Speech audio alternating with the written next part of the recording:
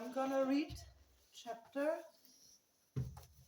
9 today, 9 and 10. And chapter 9 is The Strangest House.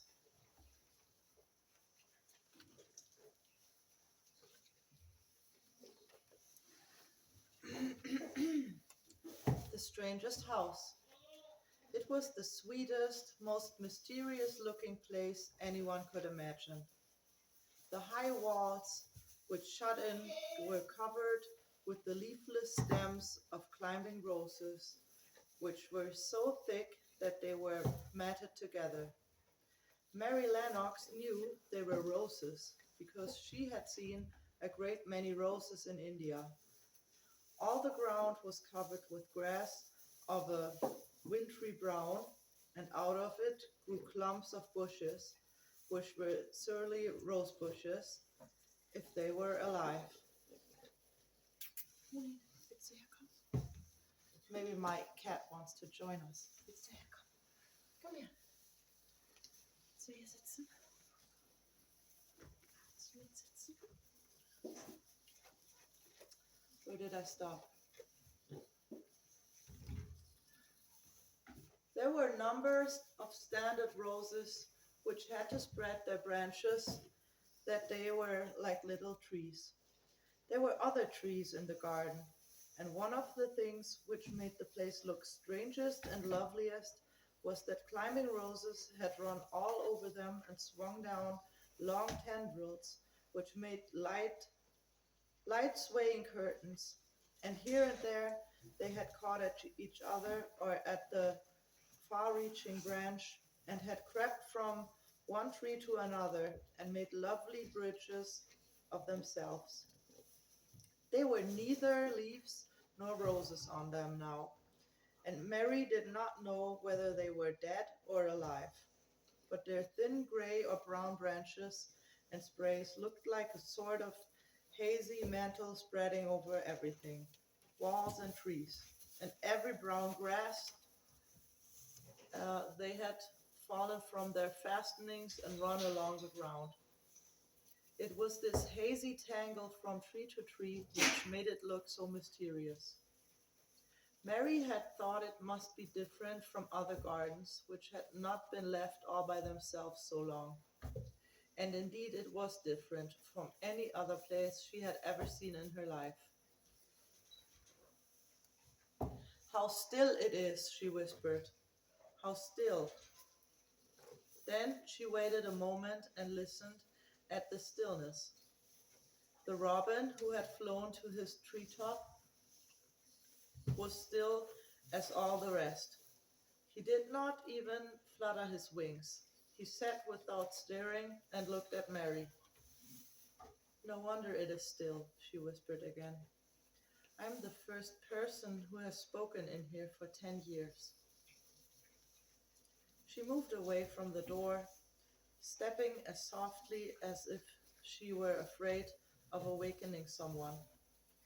She was glad that there was grass under her feet and that her steps made no sounds. She walked under one of the fairy-like gray arches between the trees and looked up at the sprays and tendrils which formed them. "I wonder if they're all quite dead," she said.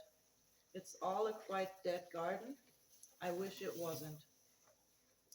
If she had been Van Weatherstaff's, she could have told whether the wood was alive by looking at it, but she could not see that there were only gray or brown sprays and branches, and none showed any signs of even a tiny leaf, but anywhere.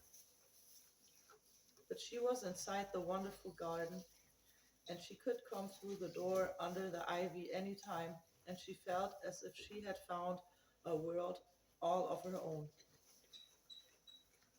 The sun was shining inside the four walls, and the high arch of blue sky over this particular piece of Misselthwaite Manor seemed even more brilliant and soft than it was over the moor. The robin flew down from his treetop and hopped about or flew after her from one bush to another. He chirped a good deal and had a very busy air.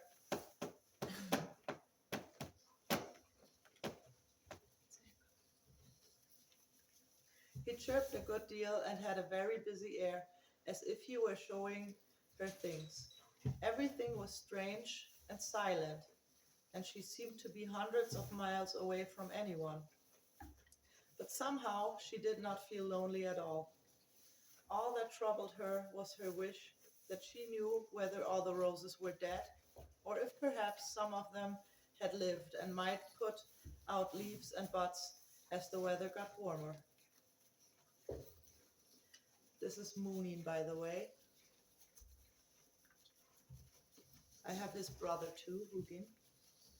He is with us for 7 years now, I think. It's 7 years, yeah. And he's a really good hunter. He lives outdoors and he hunts, right? And I know he had been sleeping on my chair. He was watching me. I wondered if he would come and sit with us and read.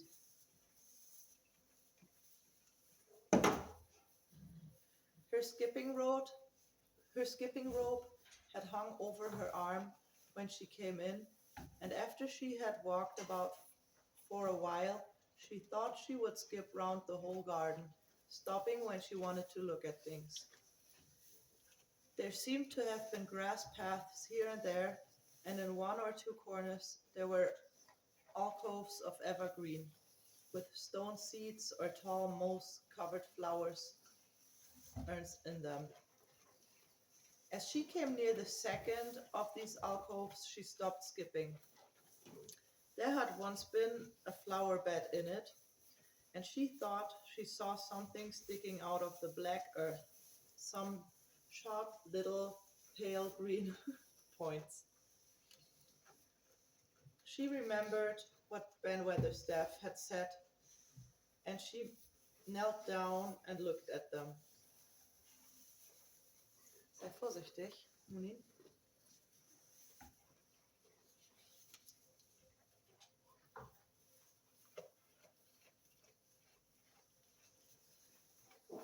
As she came near the second of the alcoves, oh, I already had that. Sharp little pale green points. She remembered what Ben Weatherstaff had said, and she knelt down to look at them. Yes, they're tiny growing things, and they might be crocuses or snowdrops or daffodils, she whispered. She bent very close to them and sniffed the fresh scent of the damp earth. She liked it very much. Perhaps there are more other ones coming up in other places, she said. I will go all over the garden and look. She did not skip, but walked. She went slowly and kept her eyes on the ground. She looked in the old border beds and among the grass, and after she had gone round, trying to miss nothing, she had found ever so many more sharp pale green points, and she had become quite excited again. It isn't a quite dead garden, she cried out softly to herself. Even if the roses are dead, there's other things alive. She did not know anything about gardening, but the grass seemed so thick in some of the places where the green points were pushing their way through that she thought they did not seem to have room enough to grow. She searched about until she found a rather sharp piece of wood and knelt down and dug weeded out the weeds and grass until she made a nice little clear place around them. Now they look as if they could breathe, she said. After she had finished with the first ones, I'm going to do every so many more. I'll do all if I can. If I haven't time today, I can come tomorrow. She went from place to place and dug and weeded and enjoyed herself so immensely that she was led on from bed to bed and into the grass under the trees. The exercise made her so warm that she first threw her coat off and then her hat, and without knowing it, she was smiling down onto the grass and the pale green points all the time.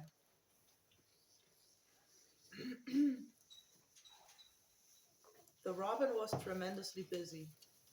He was very much pleased to see gardening begun on his own estate. He had often wondered at Ben Weatherstaff, where gardening is done, all sorts of delightful things to eat are turned up with the soil. Now here was this new kind of creature who was not half Ben's size and yet had had the sense to come into his garden and begin at once. Mistress Mary worked in her garden until it was time to go to her midday diner. In fact, she was rather late in remembering, and when she put on her coat and hat and picked up her skipping rope, she could not believe that she had been working 2 or 3 hours. She had been actually happy all the time, and dozens of the tiny pale green points were to be seen in cleared places, looking twice as cheerful as they had looked before when the grass and weeds had been smothering them. I shall come back this afternoon, she said, looking all around at her new kingdom and speaking to the trees and the rose bushes as if they heard her. Then she ran lightly across the grass, pushed open the slower old door, and skipped through it under the ivy. She had such red cheeks and such bright eyes and ate such a dinner that Martha was delighted. 2 pieces of meat and 2 helps of rice pudding, she said. Oh, mother will be pleased when I tell her what skipping rope's done for you.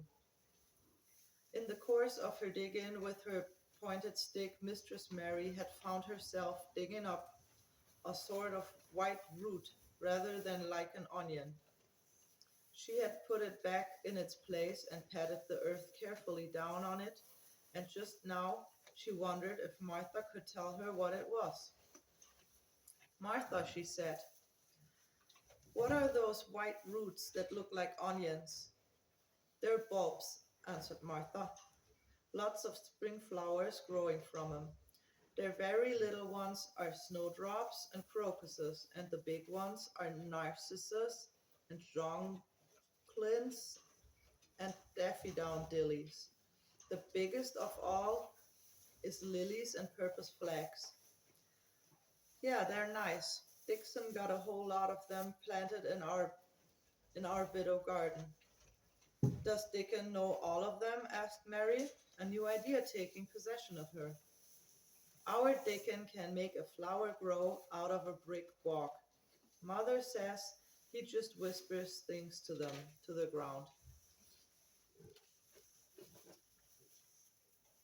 Do bulbs live a long time?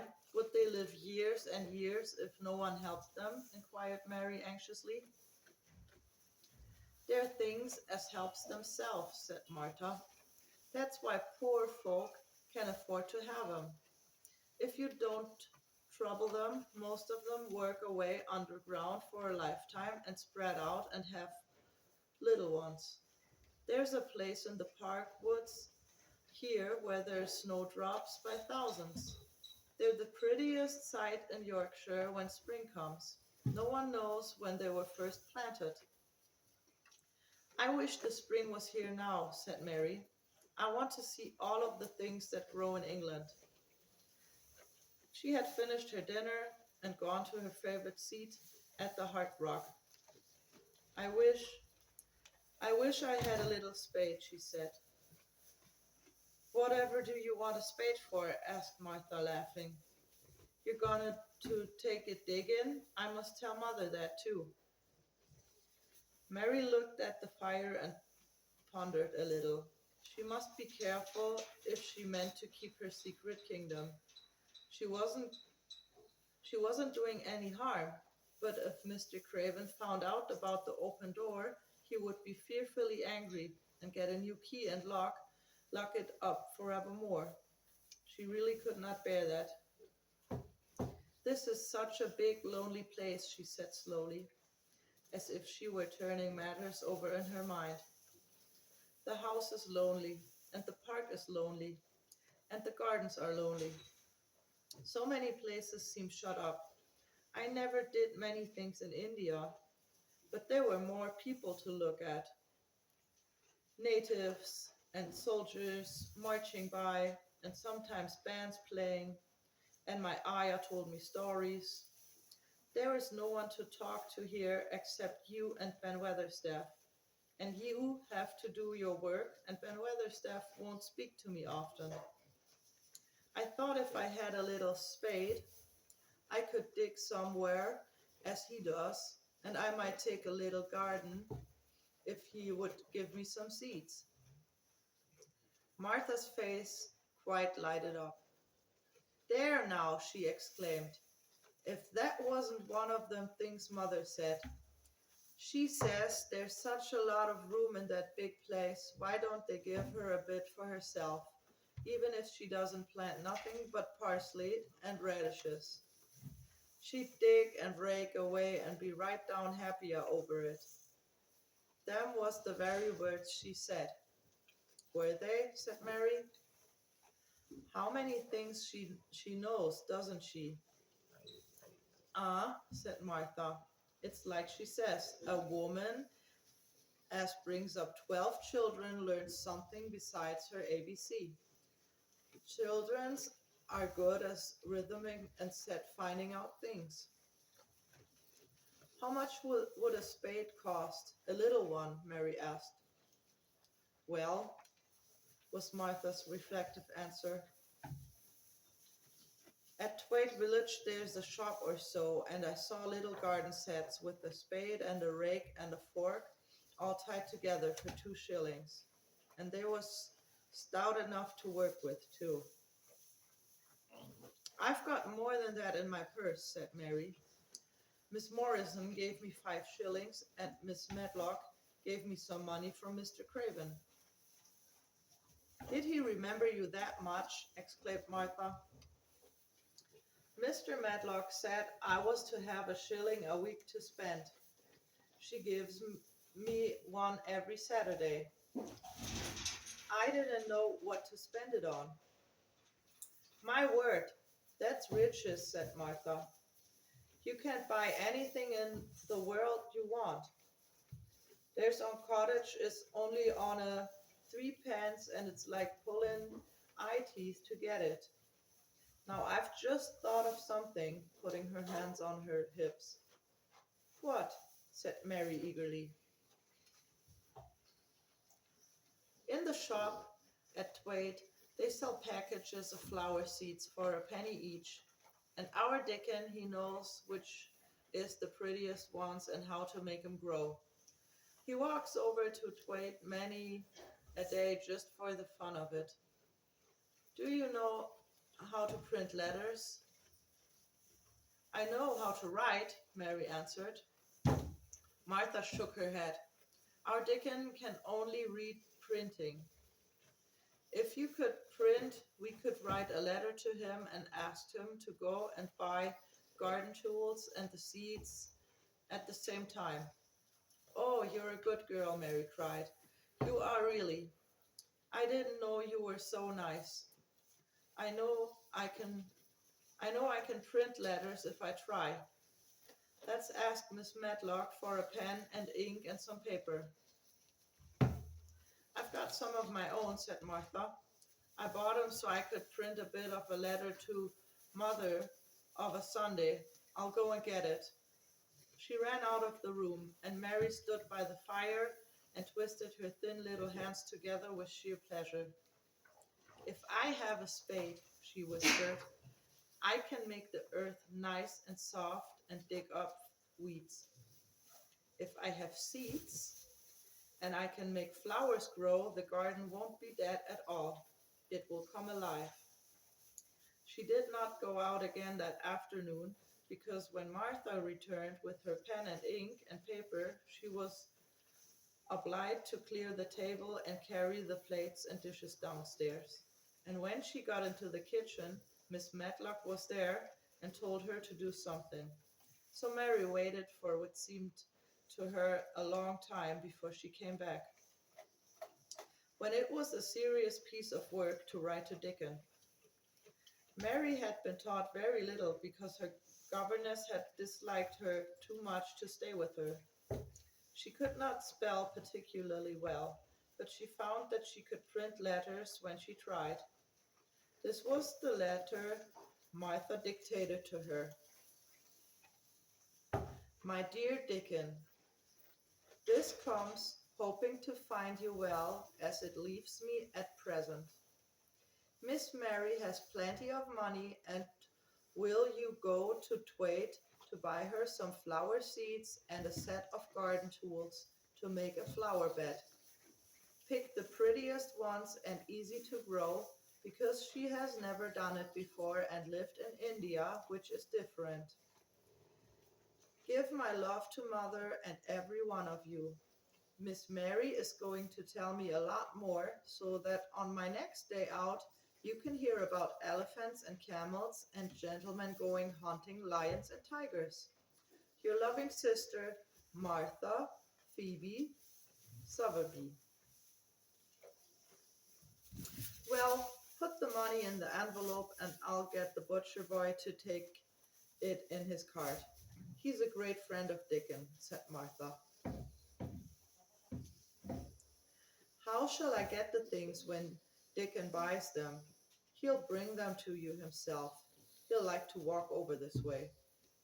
Oh, exclaimed Mary, then I shall see him. I never thought I should see Dickon. Do you want to see him? Asked Martha suddenly, for Mary had looked so pleased. Yes, I do. I never saw a boy foxes and cows loved. I want to see him very much. Martha gave a little start as if she remembered something.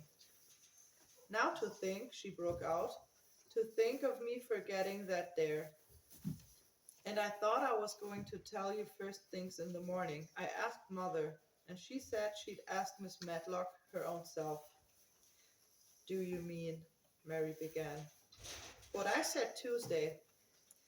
Ask her if you might be driven over to our cottage some day and have a bit of Mother's hot oat cake and butter and a glass of milk. It seemed as if all the interesting things were happening in one day.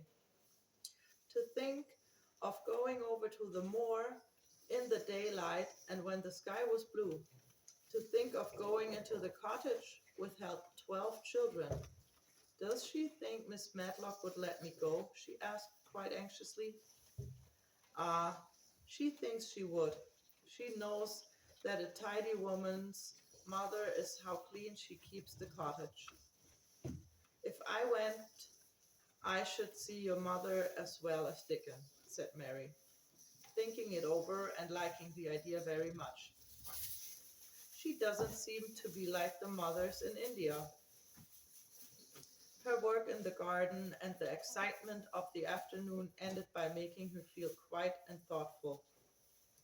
Martha stayed with her until tea time, but they sat in comfortable quiet and talked very little.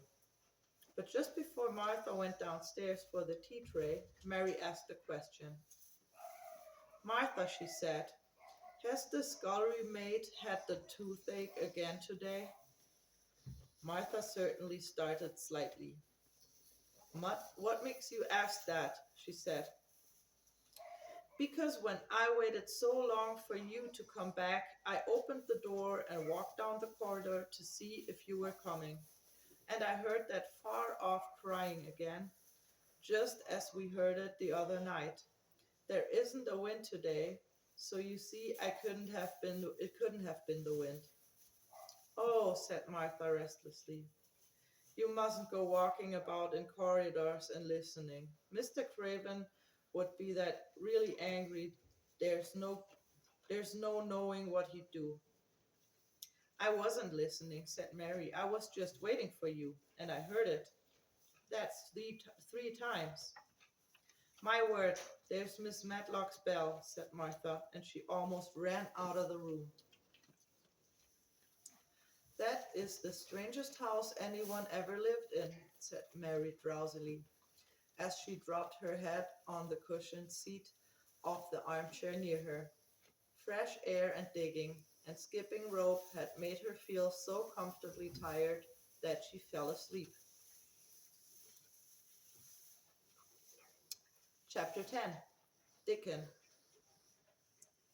The sun shone down for nearly a week on the secret garden. The secret garden was what Mary called it when she was thinking of it. She liked the name, and she liked still more the feeling that when its beautiful old walls shut her in, no one knew she was there. It seemed almost like being shut out of the world in some fairy place. The few books she had read and liked had been fairy story books, and she had read of secret gardens in some of the stories. Sometimes people went to sleep in them for 100 years, which she had thought must be rather stupid. She had no intention of going to sleep, and in fact, she was becoming wider awake every day which passed at Misselwaite. She was beginning to like to be outdoors. She no longer hated the wind, but enjoyed it. She could run faster and longer, and she could skip up to 100. The bulbs in the secret garden must have been much astonished. Such nice clear places were made round them that they had all the breathing space they wanted, and really, if Mistress Mary had known it, they began to cheer up under the dark earth and work tremendously. The sun could get at them and warm them, and when the rain came down, it could reach them at once. So they began to feel very much alive. Mary was an odd, determined little person, and how she had something interesting to be determined about. She was very much absorbed indeed. She worked and dug and pulled up wheat instantly, only becoming more pleased with her work every hour instead of tiring of it. It seemed to her like a fascinating sort of play. She found many more of the sprouting pale green points than she had ever hoped to find. They seemed to be starting up everywhere, and each day she was sure she found tiny new ones, and some so tiny that they barely peeped above the earth. There were so many that she remembered that Martha had said about the snowdrops by the thousands, and about bulbs spreading and making new ones. These had been left to themselves for 10 years, and perhaps they had spread, like the snowdrops, into thousands. She wondered how long it would be before they showed that they were flowers. Sometimes she stopped digging to look at the garden and try to imagine what it would be like when it was covered with thousands of lovely things in bloom. During that week of sunshine, she became more intimate with Ben Weatherstaff. She surprised him several times by seeming to start up beside him as if she sprang out of the earth. The truth was that she was afraid that he would pick up his tools and go away if he saw her coming. So she always walked towards him as silently as possible. But in fact, he did not object to her as strongly as he had at first.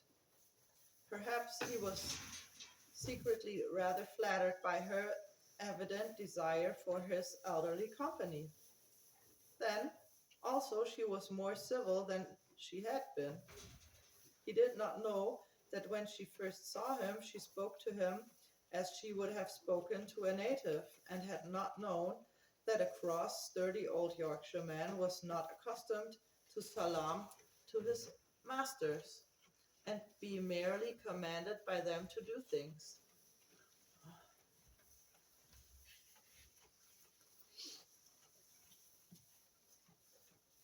You like the robin, he said to her one morning, when he lifted his head and saw her standing by him. I, I never knows when I shall see him or which side he'll came from. He's friends with me now, said Mary. You like him, snapped Ben Weatherstaff, making up to the women folks just for vanity and flightiness. There's nothing he would do for the sake of showing off and flirting his tail feathers. He's a full and pride as an egg full of meat. The accent, it's the Yorkshire accent. He very seldom talked much and sometimes did not even answer Mary's questions, except by a grunt. But this morning he said more than usual. He stood up and rested one hobnailed boot on the top of his spade while he looked her over.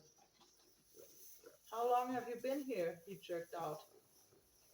I think it's about a month, she answered. You're beginning to do Misselweight credit, he said. That's a bit farther than what I was, not quite so yellow. You look like a young plucked crow when you first come into this garden. Thinks I to myself, I never set eyes on an uglier, sourer face. Mary was not vain, and she had never thought much of her looks. She was not greatly disturbed.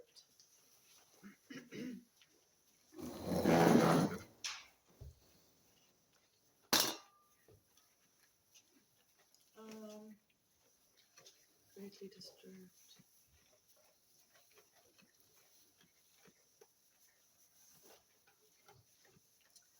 I know, she said. My stockings are getting tighter. They used to make wrinkles. There's the robin, Ben Weatherstaff. There indeed was the robin, and she thought he looked nicer than ever.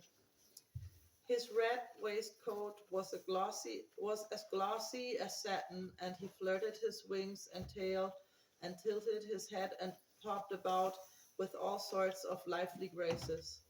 He seemed determined to make Ben Weatherstaff admire him. But Ben was sarcastic. Ah, there you are, he said. You can't put up with me for a bit sometimes when you got no one better. That's been reddening up the waistcoat and polishing the feathers this 2 weeks. I know what you're up to. That's courting some bold young madam somewhere telling your lies to her about being the finest robin on Misselmore and ready to flight with the rest of them. I'm sorry, it's the Yorkshire accent and it's really hard to read for me.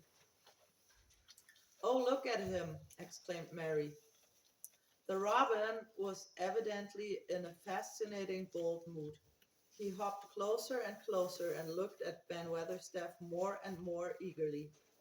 He flew onto the nearest currant bush and tilted his head and sang a little song right at him. You think that'll get over me by doing that, said Ben, wrinkling his face up in such a way that Mary felt sure he was trying not to look pleasant. You think no one can stand out against you. That's what you think. The robin spread his wings. Mary could scarcely believe her eyes. He flew right up to the handle of Ben Weatherstaff's spade and alighted on the top of it. Then the old man's face wrinkled itself slowly into a new expression. He stood still as if he were afraid to breathe, as if he would not have stirred for the world, lest his robin should start away. He spoke quiet in a whisper. Well, I'm danged, he said, as softly as if he were saying something quite different. You don't know how to get a chap that does. That's fair unearthly, that's so knowing. And he stood without stirring, almost without drawing his breath, until the robin gave another flirt to his wings and flew away. They had stood looking at the handle of the spade, as if there might be magic in it. And then he began to dig again, and said nothing for several minutes. But because he kept breathing into a slow grin now and then, Mary was not afraid to talk to him. Have you a garden of your own? She asked. No, I'm bechel, be- bachelor and lodged with Martin at the gate. If you had one, said Mary, what would you plant? Cabbages and potatoes and onions. But if you wanted to make a flower garden, persisted Mary, what would you plant? Bulbs and sweet smelling things, but mostly roses. Mary's face lighted up. Do you like roses? She said. Ben Weatherstaff rooted up a weed and threw it aside before he answered. Well, yes, I do. I was learned that by a young lady I was gardener too. She had a lot in a place and she was fond of and she loved them like they were her children or robins. I've seen her bend over and kiss them. He dragged out another weed and scowled at it. That were as much as 10 years ago. Where is she now? Asked Mary, much interested. Heaven, he answered, and drove his spade deep into the soil, according to what Parson says. What happened to the roses? Mary asked again, more interested than ever. They was left to themselves. Mary was becoming quite excited. Did they quite die? Do roses quite die when they are left to themselves? She ventured. Well, I'd got to um, I liked her and she liked them, Ben Weatherstaff admitted reluctantly. Once or twice a year, I'd go and work at them a bit, dig out about the roots. They run wild, but there was in rich soil, so some of them lived. When they have no leaves and look gray and brown and dry, how can you tell whether they're dead or alive? Inquired Mary. Wait till the spring gets at them. Wait till the sun shines on them. Wait till it rains and rain falls on sunshine, and then you'll find out. How? Cried Mary, forgetting to be careful. Look along the twigs and branches, and if you see a bit of a brown lump swelling here and there, watch it after the warm rain and see what happens. He stopped suddenly and looked curiously at her eager face. Why do you care so much about roses and such, all of a sudden? He demanded. Mistress Mary felt her face grow red. She was almost afraid to answer. I I want to play that I have a garden of my own, she stammered. I There's nothing for me to do. I have nothing and no one. Well, said Ben Weatherstaff slowly as he watched her, that's true. You haven't.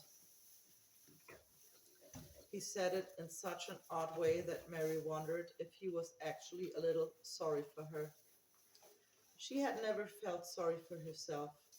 She had only felt tired and cross because she disliked people and things so much. But now the world seemed to be changing and getting nicer. If no one found out about the secret garden, she should enjoy herself always. She stayed with him for 10 or 15 minutes longer and asked him as many questions as she dared. He answered every one of them in his queer grunting way, and he did not seem really cross and did not pick up his spade and leave her. He said something about roses just as she was going away, and it reminded her of the ones he had said he had been fond of. Do you go and see those other roses now? She asked. Not been this year.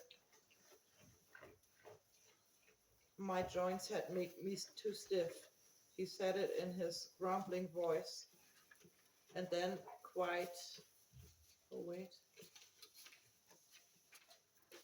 and then quite suddenly he seemed to get angry with her, though she did not see why he should. Now look here, he said sharply. Don't you ask so many questions. That's the worst wench for asking questions I've ever come across. Get your gun and play. I've done talking for today. And he said it so crossly that she knew there was not the least use in staying another minute. She went skipping slowly down the outside walk, thinking him over and saying to herself that, queer as it was, there was another person whom she liked in spite of his crossness. She liked old Ben Weatherstaff. Yes, she did like him. She always wanted to try to make him talk to her. Also, she began to believe that he knew everything in the world about flowers.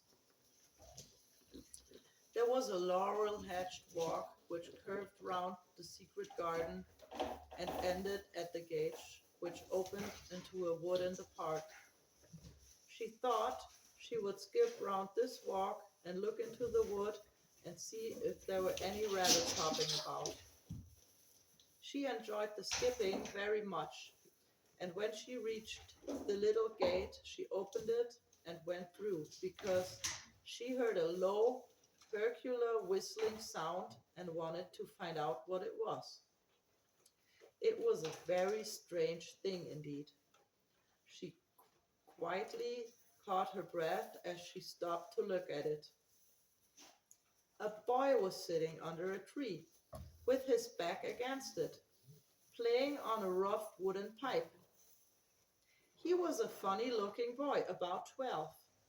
He looked very clean, and his nose turned up, and his cheeks were as red as poppies, and never had Mistress Mary seen such round and such blue eyes in any boy's face. And on the trunk of the tree he leaned against, a brown squirrel was clinging and watching him, and from behind a bush nearby, a cock pheasant was delicately stretching his neck to peep out, and quite near him were two rabbits sitting up and sniffing with tremendous noses, and actually it appeared as if they were all drawing near to watch him and listen to the strange low little call his pipe seemed to make.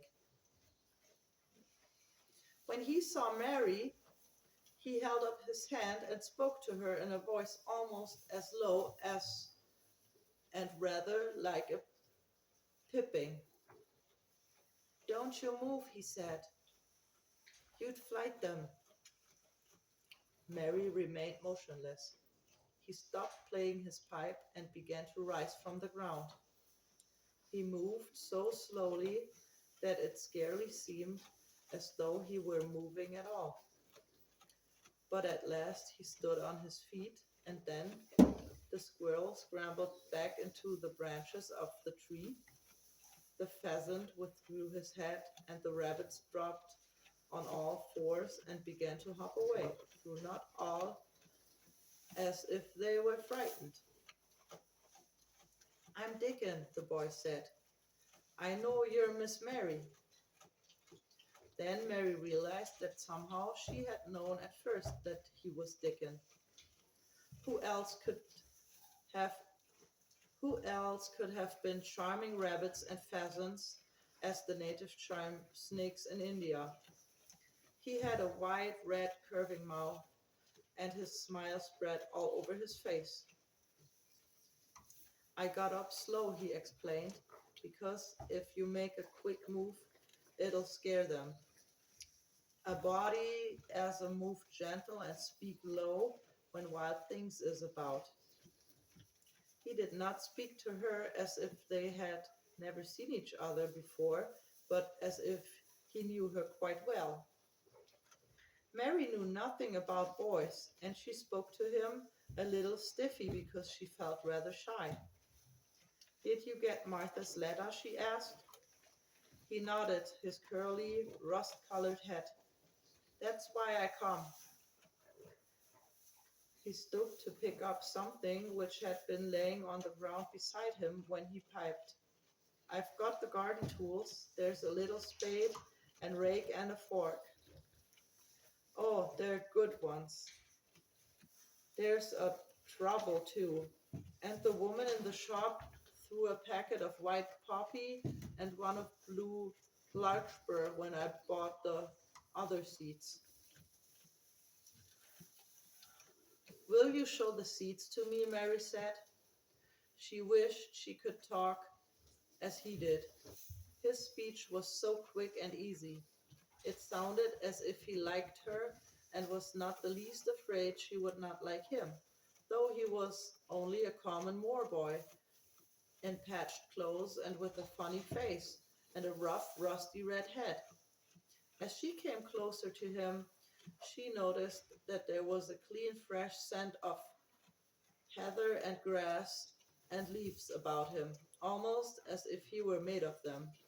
She liked it very much, and when she looked into his funny face with the red cheeks and round blue eyes, she forgot that she had felt shy. Let us sit down on this log and look at them, she said. They sat down, and he took a clumsy little brown paper package out of his coat pocket. He untied the strings, and inside there were ever so many neater and smaller packages with a picture of a flower on each one. There's a lot of mignonette and poppies, he said. Mignonette's the sweetest smelling thing as grows, and it will grow whether you cast it, same as poppies will. Them as will come up and bloom if you just whistle to them. Ni- They're the nicest of all. He stopped and turned his head quickly, his poppy cheeked face lighting up. Where's the robin as is calling us? He said. The chirp came from the thick holly bush, bright with scarlet berries, and Mary thought she knew whose it was. Is it really calling us? She asked. Aye, said Dickon, as if it was the most natural thing in the world. He's calling someone he's friends with. That's same as saying, Hi, I'm here, look at me. I want a bit of a chat. There he is in the bush. Whose is he?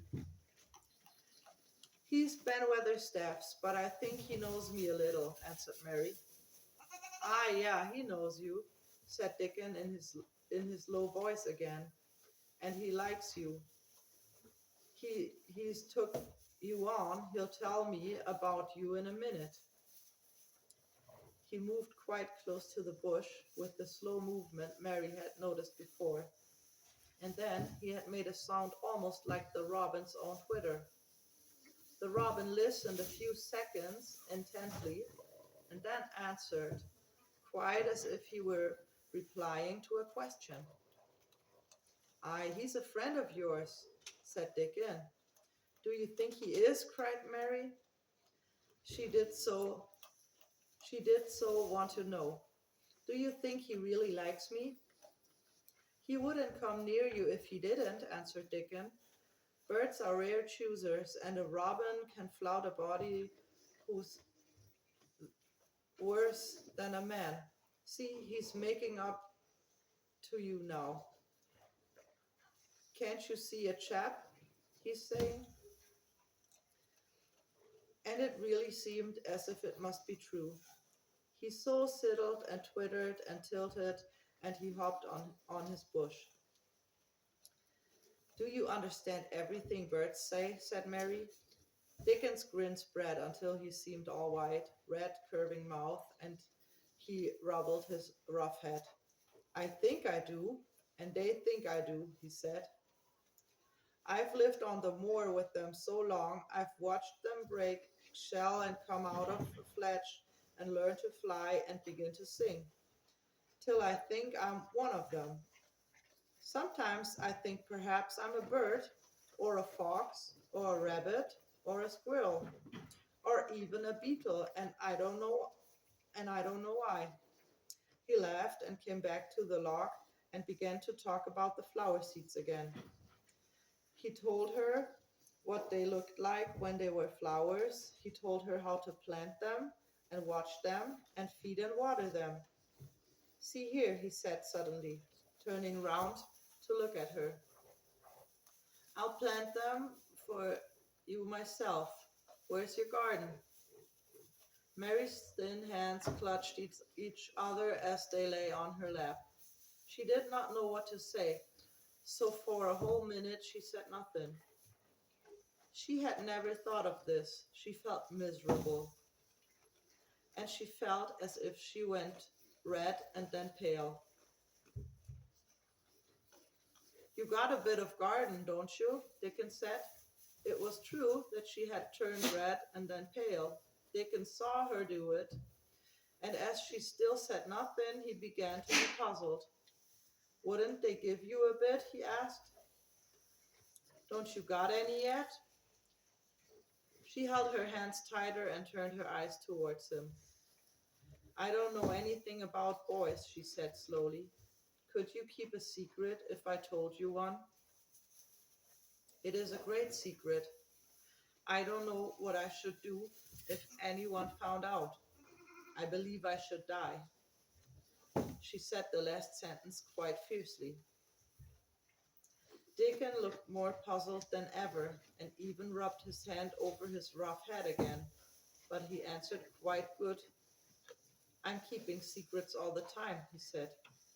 If I couldn't keep secrets from the other lads, secrets about foxes, cubs, and birds' nests, and wild things' holes, they'd be not safe in the moor. I can keep secrets. Mistress Mary did not mean to put out her hand and clutch his sleeve, but she did. I've stolen a garden, she said very fast. It isn't mine. It isn't anybody's. Nobody wants it. Nobody cares for it, and nobody ever goes into it. Perhaps everything is dead in it already. I don't know. She began to feel hot and as contrary as she had ever felt in her life. I don't care. I don't care. Nobody has any right to take it from me when I care about it, and they don't. They're letting it die, all shut by itself, she ended passionately, and she threw her arms over her face and burst out crying. Poor little Mistress Mary. Dickon's curious blue eyes grew rounder and rounder. Oh, he said, drawing his exclamation out slowly, and the way he did it meant both wonder and sympathy. I have nothing to do, said Mary. Nothing belongs to me. I found it myself, and I got into it myself. I was only just like the robin, and they wouldn't take it from the robin. Where is it? Asked Dickon in a dropped voice. Mistress Mary got up from the log at once. She knew it felt contrary again and obstinate, and she did not care at all. She was imperious and Indian, and at the same time hot and sorrowful. Come with me and I'll show you, she said. She led him round the laurel path and to the walk where the ivy grew so thickly. Dickon followed her with the queer, almost pitying look on his face. He felt as if he were being led to look at some strange bird's nest and must move softly. When she stepped to the wall and lifted the hanging ivy, he started. There was a door, and Mary pushed it slowly open, and they passed in together. And then Mary stood and waved her hand round defiantly. It's this, she said.